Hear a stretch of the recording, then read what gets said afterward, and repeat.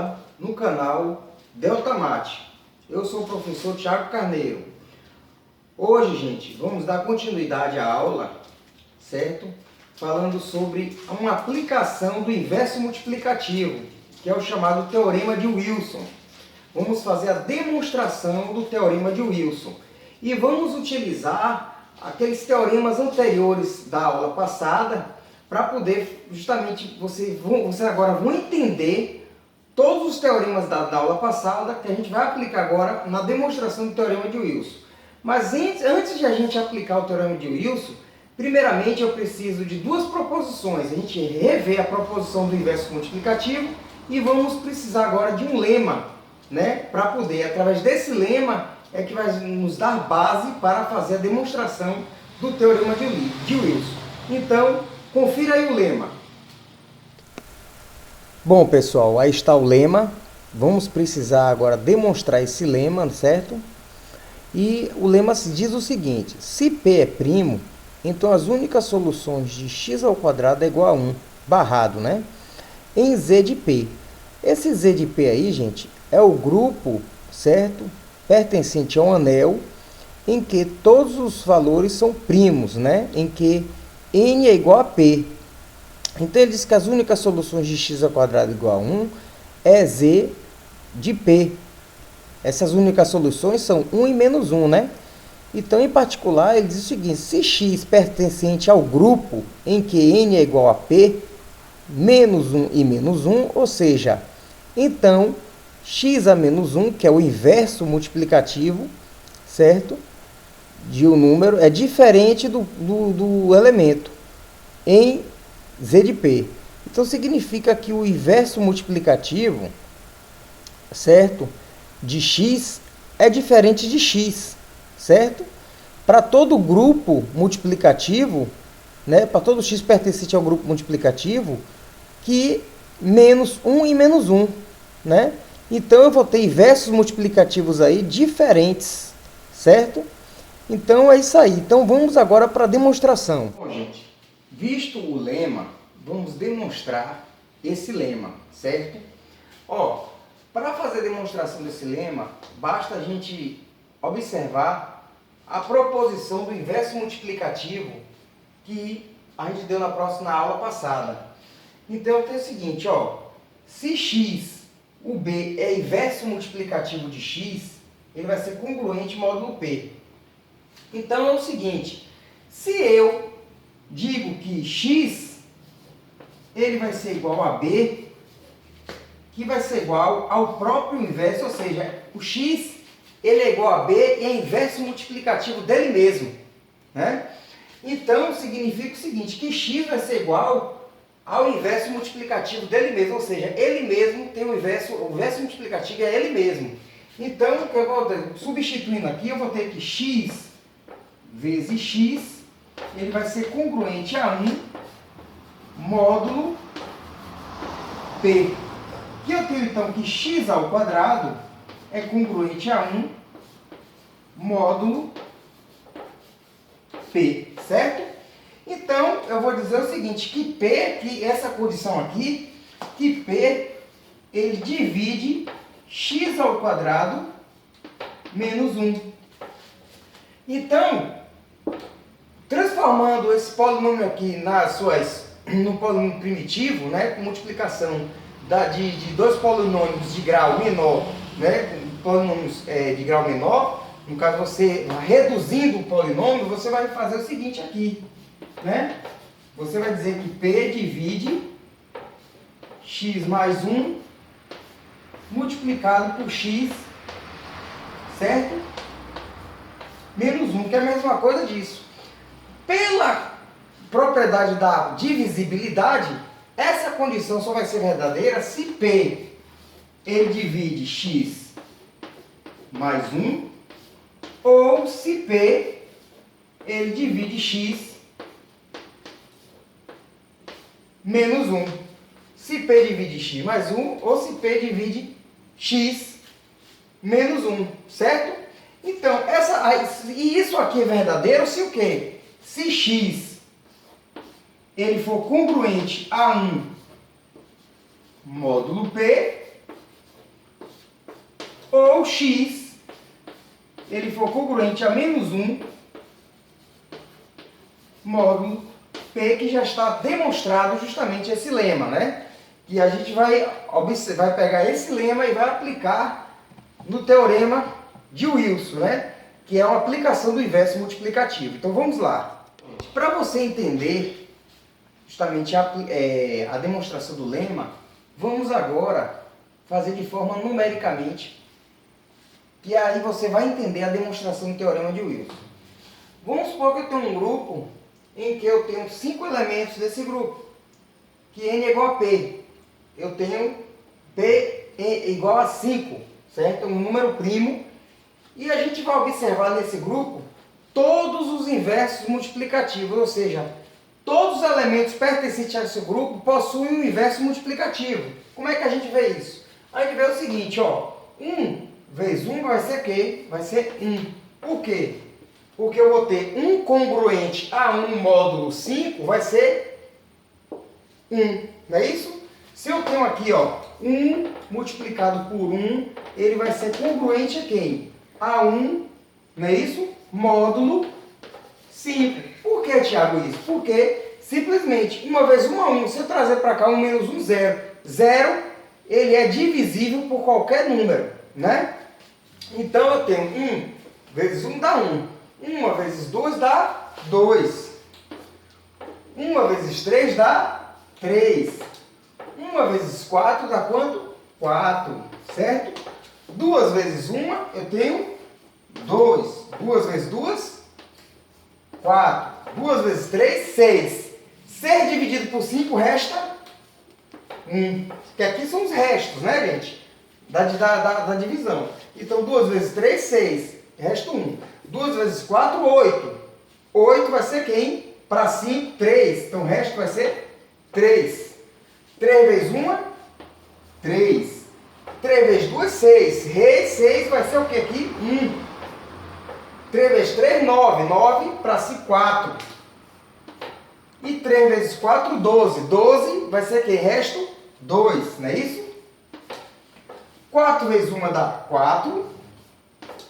4 vezes 2 dá 8. Resto 3, continua. 4 vezes 3, 12. Resto 2. E 4 vezes 4, resto 1, certo? Então, aqui está justamente todos os elementos e que cada elemento desse, ele possui seu inverso. Como assim, Tiago? Ó, aqui você vai ter o seguinte, se eu tenho aqui P igual a 5, P igual a 7, P igual a 13, 11, P igual a 13, vai dar na mesma situação. Então, eu tenho o seguinte, eu tenho os inversos multiplicativos aqui. Vamos supor, quais são os inversos multiplicativos? Os inversos multiplicativos da proporção é quando eu tenho um certo A multiplicado com um certo B, que vai ser sempre congruente a 1, que módulo, certo? No caso, módulo N, né? Mas N é igual a P, certo? Então é o seguinte, quais são os inversos multiplicativos em que eu vou ter resto 1? Eu vou ter o seguinte, eu vou ter 2 vezes 3, ó, ou seja, o 3 é inverso multiplicativo de 2, certo? Que é congruente ao 3 também inverso multiplicativo de 2, certo? 3 é inverso multiplicativo de 2, que é vice-versa, um é inverso multiplicativo do outro, né? Que vai ser, e que é mais, que é congruente aqui, né? Ele é congruente aqui a 1 módulo 5, né? Qual é que eu tenho mais aqui? Eu vou ter, então, 1 vezes 1, que é congruente a 1 módulo 5. E eu vou ter 4 vezes 4, que é congruente a 1 módulo 5. Observe, gente, o seguinte, que eu vou ter aqui, ó, dois elementos diferentes, que um é inverso multiplicativo do outro, em que um elemento, o inverso multiplicativo desse elemento são diferentes, e eu vou ter inverso multiplicativo dele mesmo. E você observa que esse inverso multiplicativo aparece 2 vezes. Aqui só vai aparecer uma vez, quando é o inverso multiplicativo dele mesmo. Então eu vou ter 1 vezes 1 congruente a 1 módulo 5 e 4 vezes 4 congruente a 1 módulo 5. Então eu vou ter 4, ele é inverso multiplicativo dele mesmo. O 1 é inverso multiplicativo dele mesmo. Então 4 é o que? É o número primo menos 1. Então para todos os casos, eu sei que 1 ele é inverso multiplicativo dele mesmo, só vai aparecer uma vez, módulo 5. E o 4, quem é o 4? O 4 ele é P menos 1. Então para qualquer grupos com N igual a P, eu vou ter que P menos 1, ele vai ser congruente sempre a 1, né? Módulo P. Então significa que P menos 1 ele sempre vai ser inverso dele mesmo. E 1 vai ser sempre inverso dele mesmo. Só vai aparecer uma única vez. Então aí, com todos essa representação numérica, com todos esses exemplos numéricos aqui, agora estamos prontos para fazer a demonstração do teorema de Wilson. Que eu sei que P menos 1 ele sempre vai ser o quê? Inverso dele mesmo, vai aparecer somente uma vez. Então vamos agora com o teorema de Wilson. Bom, gente, o teorema de Wilson nada mais é do que, seja n maior que 1, então n divide n menos 1 fatorial mais 1, se e só se n é primo. Mais precisamente, n menos 1 fatorial ele vai ser congruente a menos 1 módulo n, se n é primo. E vai ser congruente a 0 módulo n, e n diferente de 4, se n ele for composto. Então esse aí é o teorema de Wilson. Bom, gente, o teorema de Wilson, visto na tela, mas eu fiz questão de reescrever ele para a gente não perder o raciocínio. Eu tenho que n menos 1 fatorial, ele é congruente a menos 1 se n for igual a p, ou seja, se n é primo, e ele é 0 módulo n, se n ele é composto e n tem que ser diferente de 4. Como é que a gente vai demonstrar isso aqui? Bom, simplesmente eu tenho um valor aqui, n menos 1 fatorial. Então vamos representar para n igual quando n for primo, primeiramente, que é o mais interessante, né, da fórmula de Wilson. E aqui a gente não tem muito o que demonstrar, que é só você observar justamente o comportamento numérico, que você vai ver que quando n for composto, ele vai ser realmente divisível, né, por qualquer n composto, né? Ele vai ser divisível, se n ele for composto, ele vai ser divisível por esse n menos 1 fatorial. O n menos 1 vai ser dividível por n se n for composto, na verdade, né? Então, como é que a gente vai fazer isso aqui? Vai fazer o seguinte, ó. Se eu disse para você que se eu dividir p menos 1, se eu divido por p, certo? Eu vou ter quem aqui? Eu vou ter que 1 vezes p vai ser p. 0 desce 1. Então, eu vou ter resto menos 1, certo? Então, significa aqui que se eu dividir p menos 1 por p, eu vou ter que p menos 1, ele vai ser congruente a menos 1 módulo p, certo? Então, significa, se p menos 1 ele é congruente a menos 1 módulo p, eu vou dizer que p menos 2, aí seguindo, vai ser congruente a menos 2 módulo P. Se eu fizer pela propriedade da compatibilidade do produto, propriedade de congruência, eu multiplicar esse por esse e esse por esse aqui, eu vou ter que P menos 1 multiplicado por P menos 2, ele vai ser congruente, ó, a 2 módulo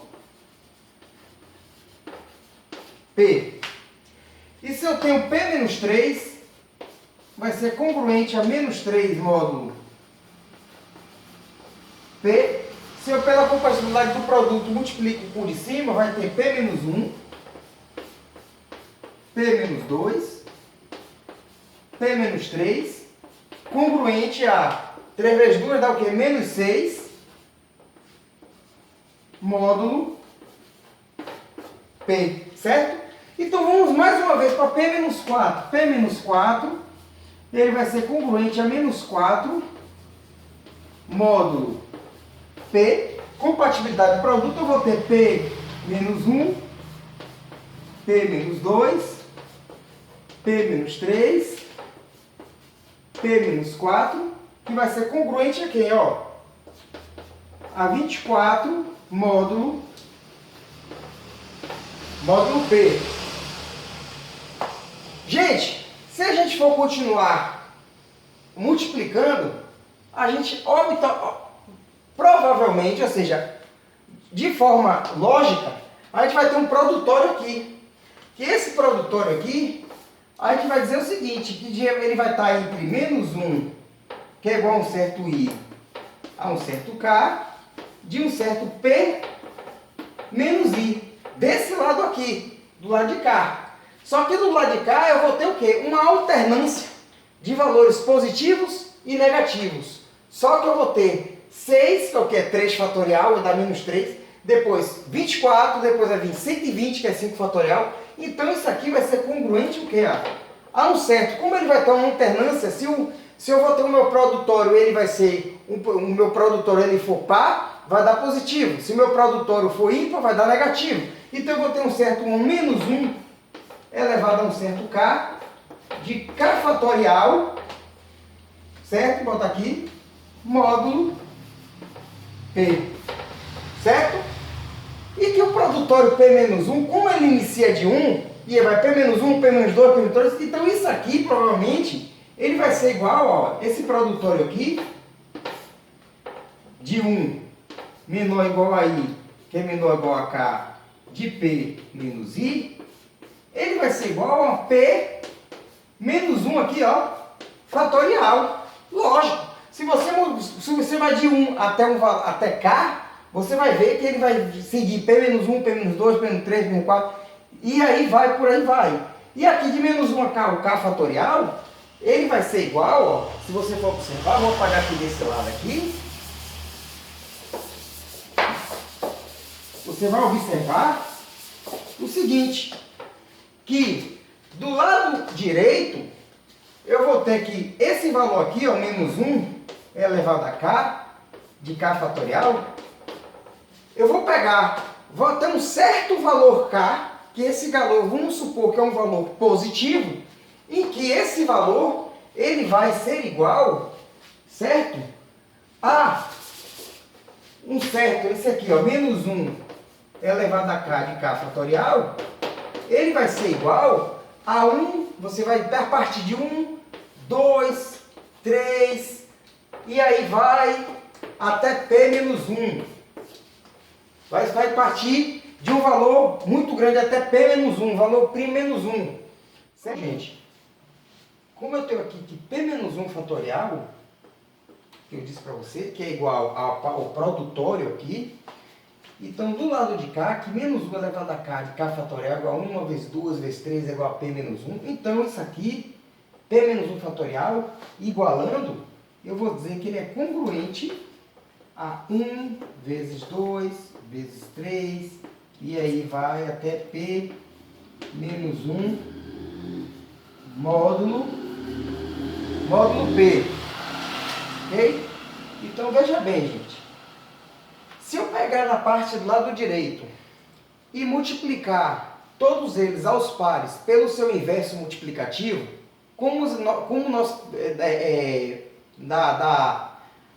outrora falamos justamente sobre, que deu um exemplo numérico de grupos, né, que nós destacamos os inversos multiplicativos quando P é igual a 5, né, se você for observar, volta o vídeo, você vai ver que nós observamos que o inverso multiplicativo de 1 e P menos 1 é um multiplicativo dele mesmo, só aparece uma vez. Então, se a gente for desse lado aqui, colocar os pares e multiplicar todos os inversos multiplicativos aos pares, né, de cada um desse aqui, vai observar que 1 e menos 1, 1 e P menos 1 é o que vai sobrar aqui. Os outros, tudo vai cancelar. Tudo cancela. Se você multiplicar os pares desse lado aqui por todos os seus inversos multiplicativos. Então só vai sobrar 1 e P menos 1, que ele é o inverso dele mesmo. O 1 e o P menos 1 é o inverso dele mesmo. E só vai aparecer uma vez, enquanto os outros aparecem repetidamente. Então cancela. Então aqui vai ser o quê? Vai ser que P menos 1 fatorial, ele vai ser congruente com aqui o resto, então só vai sobrar o 1 e P menos 1, que ele é inverso dele mesmo, só aparece uma vez, é o que vai sobrar, então vai ser 1 multiplicado por P menos 1 módulo P. E que P-1, falamos no início da aula, ele vai ser congruente a quem? A -1 módulo P. Portanto, se P-1 é congruente a -1 módulo P, logo P-1 fatorial, ele vai ser congruente a -1 módulo P, que aqui é o que a gente quis demonstrar, certo? O teorema de Wilson. Bom, a segunda parte do teorema de Wilson, que nada mais é uma questão de lógica, certo? Ele diz que ele é zero módulo n se n for composto. Então, se n for composto, ou seja, todo número composto diferente de 4, ele vai ter como fatores primos. Então, ele vai ser multiplicado por fatores primos. Então, se eu tenho um valor P maior do que 2, certo? Então, todo número composto que possui fatores primos 2P e P ao quadrado, ele, logicamente, vai ser congruente, ou seja, 2P e P ao quadrado, logicamente, então, eu vou ter o que? Se n for composto, eu vou ter que isso aqui, ele vai ser congruente, 2P e P ao quadrado, ele vai ser justamente o que? Congruente a zero módulo P. Então, eu vou ter, vou ser o seguinte, um exemplo, se n for 8, 8 menos 1 dá 7 fatorial, certo? Então, eu tenho 8 como um fator primo. Então, eu tenho 8 aqui, se eu for fatorar ele, eu vou ter 8 dividido por 2, 4 por 2, 2 por 2, 1. Então, se é diferente de 2, eu vou ter o quê? Eu vou ter aqui 2 vezes meu P, né, ao quadrado aqui, certo? Ou P ao cubo. Então aqui ele vai ser congruente a módulo P, ou seja, por quê? Porque eu vou ter 8, ou seja, eu vou ter 8 menos 1 dá o quê? 7 fatorial. E eu tenho que 7 fatorial, ele vai ser congruente a 0 módulo 8. Por quê? A mesma coisa. Se eu tenho... Por que isso? Porque 7 fatorial aqui, P menos 1 vai ser o quê? Vai ser 2P ao quadrado menos 1, certo? 2P ao quadrado menos 1, no caso, para P aqui é igual a 2, né? P, na verdade, maior do que 2, no caso, né? Então, eu vou ter o seguinte, que logicamente,